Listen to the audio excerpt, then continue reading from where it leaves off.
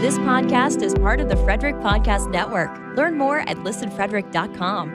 Welcome to Mental Health Evolution, a podcast about what's changing in mental health and why it matters. I'm your host, Rachel Harrison, inviting you into honest conversations with people from all perspectives in the field: clinicians, tech founders, investors, insurance companies, and all the folks in between. Let's explore what's working, what's not, and what's next. Welcome back, everyone, to the Mental Health Evolution podcast.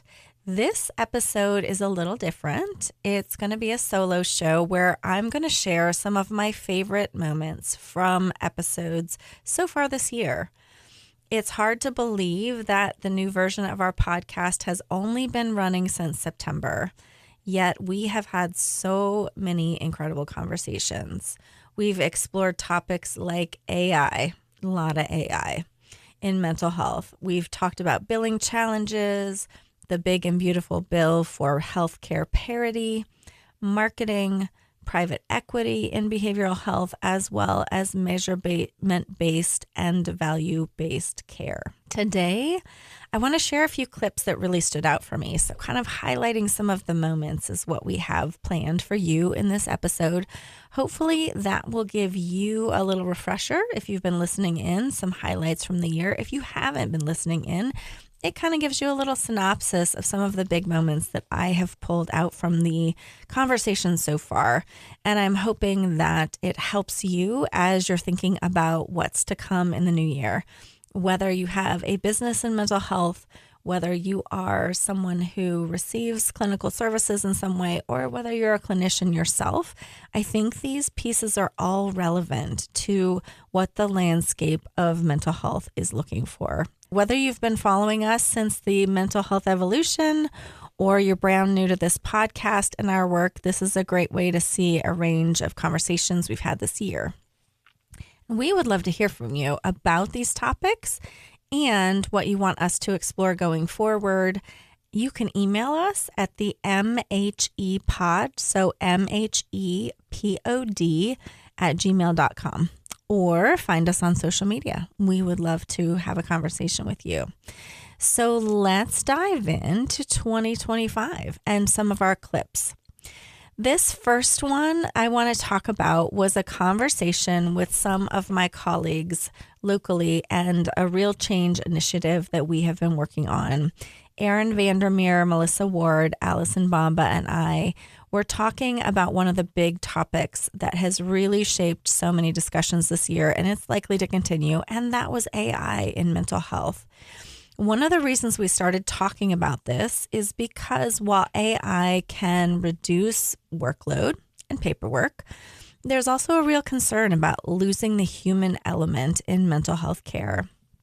And my colleagues spoke very eloquently about this concern and why it's so important to preserve the human connection in therapy. I think when I started seeing how fast mental health care was shifting towards apps and tech-driven solutions, I felt that we were losing something really important in the industry, that human connection and trained expertise that make real therapy so powerful. And coming into contact in my practice with folks that have sought mental health guidance or care from these apps or platforms and had just what I would consider to be nearly catastrophic outcomes, it became really important that we educate people about the limitations of these kind of ways of going about therapy. I've also been really uncomfortable with the way that care is being delivered by these big tech companies and AI. And I just care so deeply about protecting and preserving what real mental health therapy is, which involves that real connection, that human connection, safety and trust, relationship. I love that insight. It was practical and thought-provoking. One thing to consider when we talk about AI and its use in mental health is that it can mean a lot of different things. It can mean replacement of a human therapist with a chatbot, which is what Erin was speaking to above. It can also mean helping with back office tasks like insurance billing, or AI acting more like an assistant to a human therapist, helping with things like recording notes and making treatment plans. And then someone that spoke more to that angle of the use of AI is Dr. Jordan Harris. And in the clip with Dr. Jordan Harris, he is someone who tends to be a little more on the positive side of the debate about the use of AI therapy. And I thought it was really interesting when he spoke to the ways that AI can sometimes do a better job than humans in consistently validating what people are feeling and thinking, simply because AI is a robot and it doesn't get distracted or fatigued. When we're talking about AI and therapy, one of the big things that I see online is people saying things like, man, this AI, it's sort of too nice to other people. And on the one hand, if someone's like in a real sort of delusion, right? If they're really in a place where they're really at risk for themselves and for other people, like that's not good. And I have friends who are working on this problem now of how do we actually make these systems safe? And a lot of systems, not all large language models are safe, but some of them are actually pretty safe already. But the other side of this is that this thing that AI does, where it is consistently validating, is actually the antidote to a lot of resistance. Now, you have to be careful that you don't validate poor behavior, but validating positive intent, validating underlying emotions, and being relentless in it. I mean, from the research that I've done and the coaching that I've gotten, we don't do enough of that. And I think that's one of the key reasons why these large language models are so persuasive, because they are consistently validating. I love this perspective, and it really expanded my thinking and reminded me that while AI brings challenges, it can also have some unique strengths that humans can't always offer consistently. So I want to also talk about some of the other opportunities with AI, and this leads me to Dr. Ajetta Robinson. And early on, I had a chance to speak with her about why people are drawn to engage with AI tools in mental health care. And this clip stuck out to me because it helps frame some of the broader systemic issues at play, why people are seeking support outside of traditional care, and what gaps technology might be stepping in to fill. Here's what Ajetta shared. That people are willing to engage with an artificial tool, right? To seek community, to seek support, because our healthcare system is so fragmented in ways that has nothing to do with clinicians' ability to run their businesses, right? It's fragmented. Even when you have health insurance, can you afford to access the insurance, right? Yeah. Are there enough clinicians available in your area? Whether they're available nationally, we're still restricted by only being able to practice in the states where we're licensed. Mm-hmm. And so how are the systemic barriers creating the additional pain and angst that might lead the most vulnerable people to seek AI out as a resource? I love this perspective because it reminds us that AI isn't just a techie curiosity. It's interacting with very real gaps in the mental health system. Ajetta highlights the limitations of access, insurance hurdles, and licensing restrictions that leave many people struggling to find care. AI can't fix these problems by itself, but understanding why people turn to it is crucial for clinicians, policymakers, and anyone invested in mental health care. With that, I want to move on to something else in the healthcare world, or really the mental health world, where we saw a lot of news this year. We spoke with Kathy Gilbert, an insurance expert, about the changes coming from what's been nicknamed the Big Beautiful Bill, which was passed this summer. How are you looking at these various policies? What do you see as the big things that we need to be looking at and addressing in the mental health industry? Part of it is more general. I see it as just the sheer numbers of people losing healthcare coverage over the next 10 years based on the bill. That's huge. A lot of those that lose coverage, I think, will be individuals with mental health challenges. So because of the work requirement. And when you think about this in perspective, something else that's happening in the administration is the dismantling of the Department of Education, which funds training programs for persons with disabilities who now have a work requirement, but the training programs may not be there any longer. So I think it's even broader than what people are realizing right now. So that's part of what we have to think about. Plus, there's in the mental health world for people under ACA coverage or Medicare or Medicaid, all three of those are significantly impacted by this bill. Those are usually our most vulnerable populations, the people that could use the additional supports. Again, the long-term effects of this legislation are still unfolding. There are going to be more and more details probably coming in the new year, and this might be something that we're able to revisit and give a little more update on. But I love how Kathy introduced some ways to think about this and how it might impact all of us. So in a different side of our industry, I'd like to talk about my episode with Dan King. He's the founder and CEO of Fireside Strategic, and it's a company, an investment company that acquires and supports outpatient mental health practices with a core focus on clinician satisfaction, workplace culture, and sustainable human-centered growth. Drawing on his background in law, private investing, and executive coaching, Dan positions Fireside not just as a business investor, but as a partner, aiming to build practices that balance profitability with high-quality care and humane workplace values. In my opinion, in mental health, if we leave the venture world behind, if we get more into the PE world, what I would argue is that profitability and human fuel each other. We will actually obtain, in the long term, the most profitable returns for our investors if we really, really care about the human side of the equation. Dan highlights the potential for responsible investment that supports both clinicians and clients. However, not all investors approach mental health care with the same priorities. One who has raised concerns about how the industry as a whole may be investing in mental health is Dr. Jane Zhu of Oregon Health and Science University. Here is Dr. Zhu.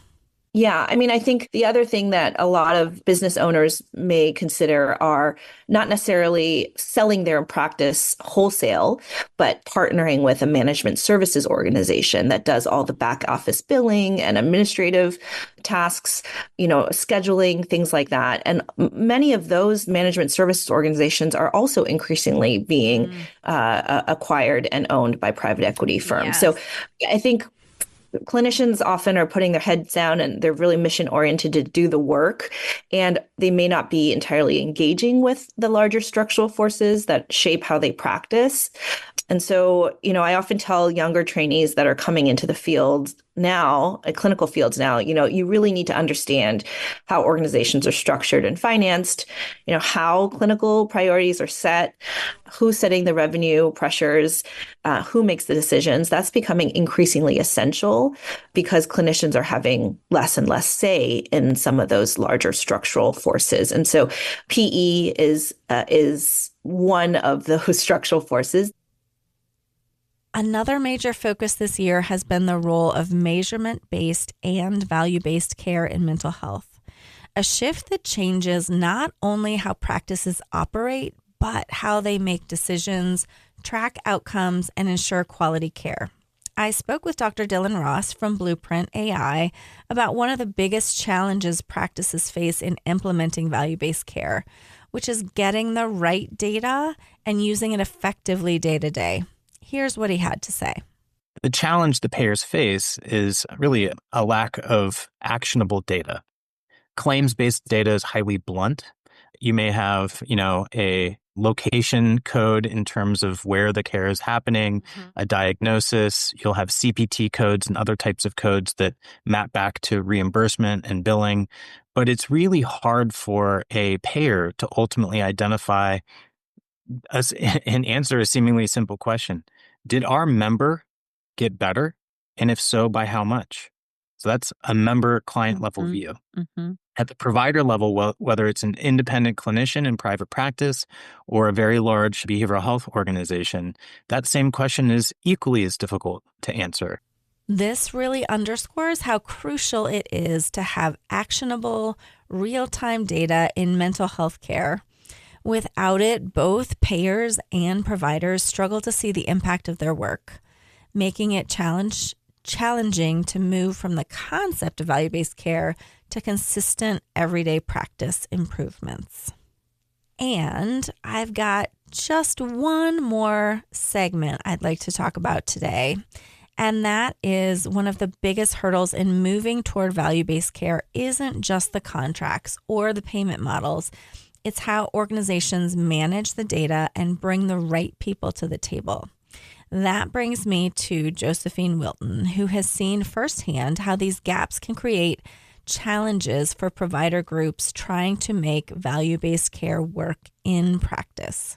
But again, when you don't have the data and you have the right parties, then you still have a major fundamental gap, right? Mm-hmm. So I've seen that happen as well, where you have your COO, maybe other operations leaders.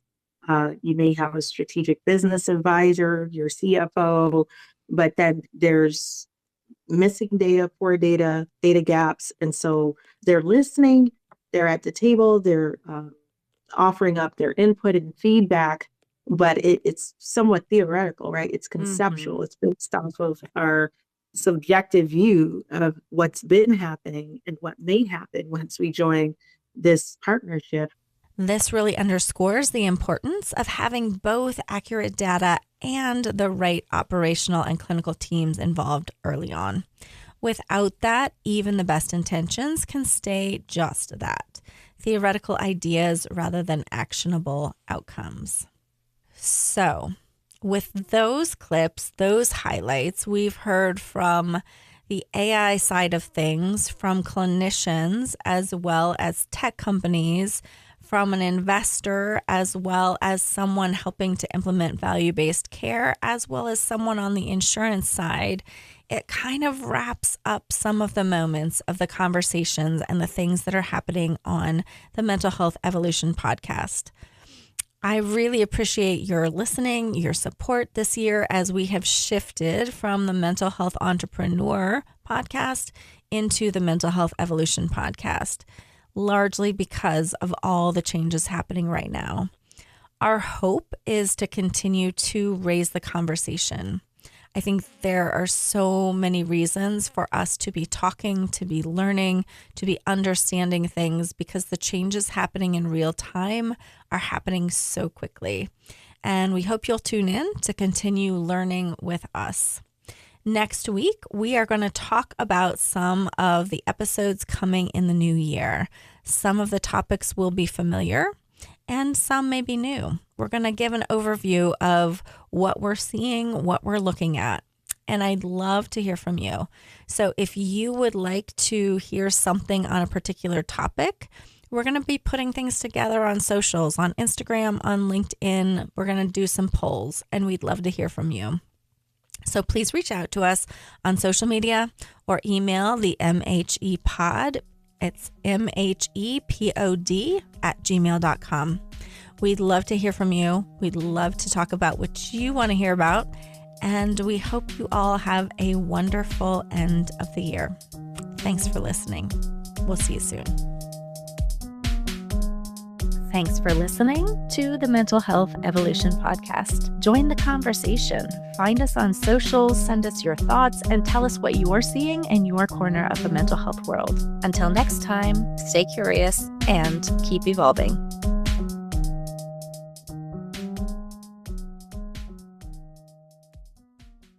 Live radio, local podcasts, the Frederick Podcast Network at listenfrederick.com.